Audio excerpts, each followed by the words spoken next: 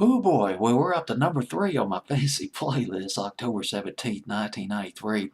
Just listened to this record on YouTube a few minutes ago, listened to it twice. Man, it was really a nice record.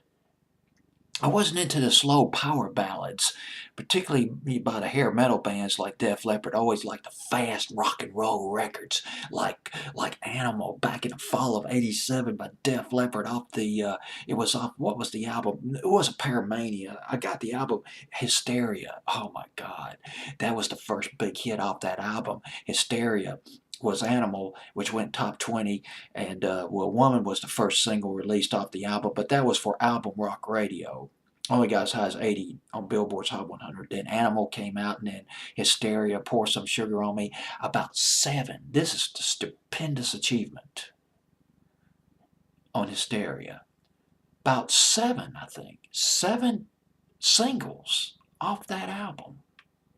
About 6 of them hit records.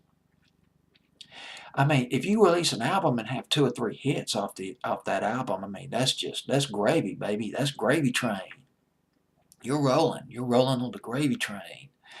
But if you got 7 singles, hit singles, 6 or 7 hit singles off an album, man, oh well. Anyway, Def Leppard, they formed back in 1977. They came out with an EP in 1979. First full-length album, On Through the Night, and High and Dry, that went platinum. 1981, although it didn't yield any really huge hits, High and Dry went platinum 2 times over here in the States. That was in 1981.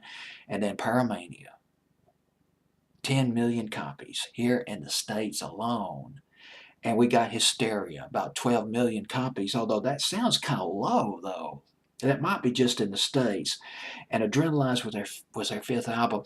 Now, Def Leppard, they lost some momentum in the early 90s, probably due to a couple of things.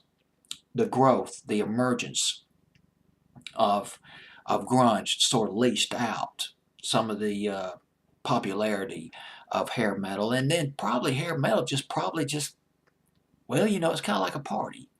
Party goes on all night, and then it's morning. You gotta take the balloons down, the ribbons down. Gotta throw out all the hairspray, empty cans of hairspray, and the empty whiskey and wine bottles, and throw them all in the dumpster, and that's it. The party's over. But still, Def Leppard, they managed Adrenalize, which did well for them. Let's Get Rocked. Oh boy, that was kind of like Pour Some Sugar on Me. Great rock and roll record. Back in the spring and summer of 1992, that went to number 15, which for Def Leppard used more custom to top 10 territory, but number 15 is not shabby at all. And another song off that album that did well for them, Have You Ever Needed Someone So Bad? Top 20.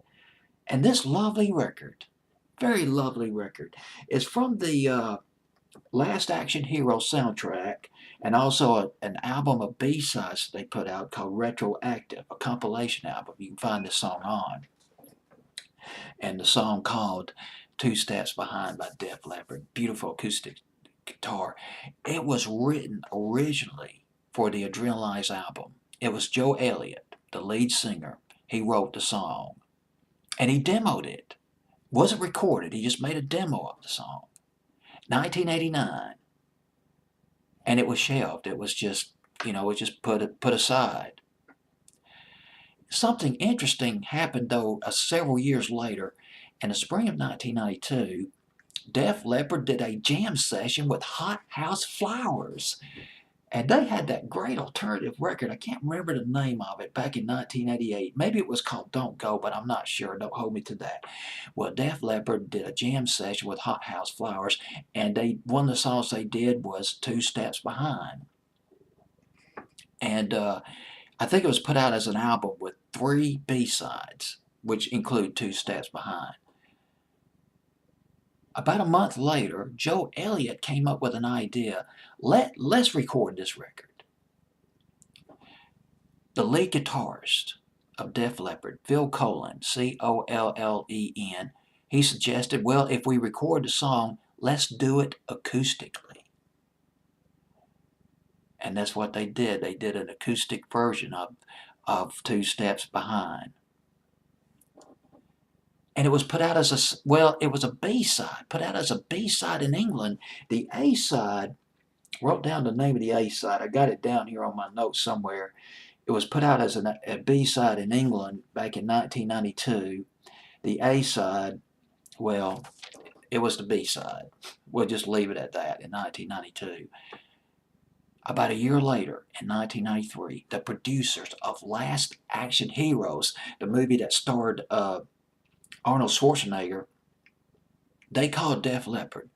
They said, do you have a song for us? Do you have a song that we could put on our soundtrack? And Def Leppard, they were on tour. They couldn't go to the recording studio and record new material for the soundtrack.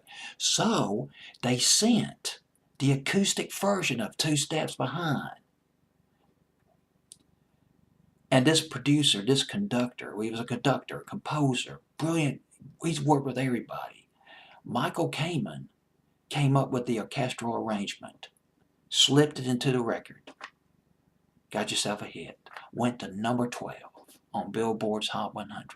It would be their last big hit.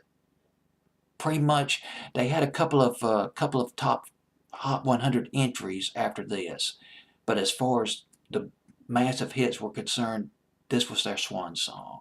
And boy, it was a beautiful swan song. Def Leppard, Two Steps Behind, at number 3 on my fantasy playlist, October 17th, 1993.